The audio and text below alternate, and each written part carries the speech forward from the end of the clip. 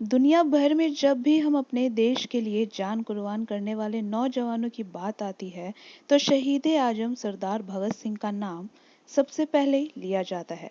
और हो भी क्यों ना, केवल 23 साल की उम्र में, जिस समय हमारे यहाँ बच्चे कॉलेज की पढ़ाई पूरी कर रहे होते हैं, उस उम्र में उन्होंने अपने विचारों और अपनी देशभक्ति के दम पर अंग्रेजी सरकार की जड़ें हिलाकर रख दी थी। आज भारत में ही नहीं, दुनिया भर में नौजवान शहीद भगत सिंह के जीवन से प्रेरणा लेते हैं और उन्हें अपने आदर्श मानते हैं। भगत सिंह जैसा बनना कोई आसान काम नहीं। इसके लिए हमें उनके बचपन को समझना बहुत जरूरी है। उनके बचपन से जुड़ा हुआ एक बहुत मशहूर किस्सा है जो हर बच्चे को जानना और समझना जरूरी है।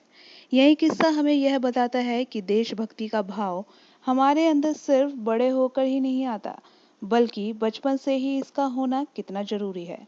एक बार की बात है, भगत सिंह के चाचा घर में एक बंदूक लेकर आए। उन्होंने अपने चाचा जी से पूछा कि इससे क्या होता है। चाचा जी ने बताया कि वे इससे अंग्रेजी हुकूमत को दूर भगाएंगे।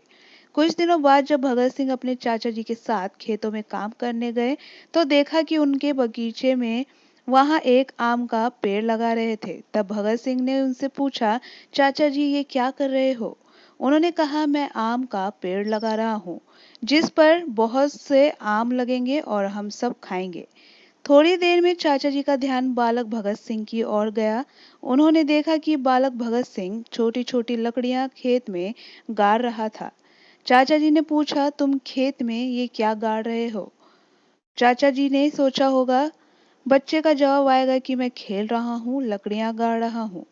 लेकिन बच्चे का उत्तर सुनकर वे और पीछे खड़े परिवार के बाकी लोग भी हैरान रह गए।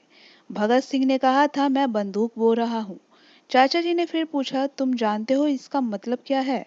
भगत सिंह बोले, मैं जानता हूँ कि हमारा देश गुलाम है और हमें आज़ादी के लिए अंग्रेजों से लड़ने के लिए बहुत सारी बंदूकों की जरूरत पड़ेगी। इसलिए मैं बंदूकें बो रहा हूँ। जब बहुत सारी बंदूकें होंगी, तो हम सब अंग्रेजों से लड़ेंगे और उन्हें अपने देश से भगा देंगे।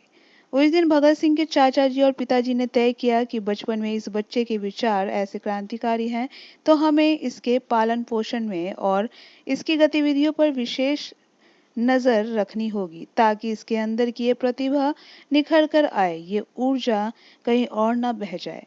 बाद में ऐसा ही हुआ। दुनिया भगत सिंह को जानती ही नहीं, पूछती भी है।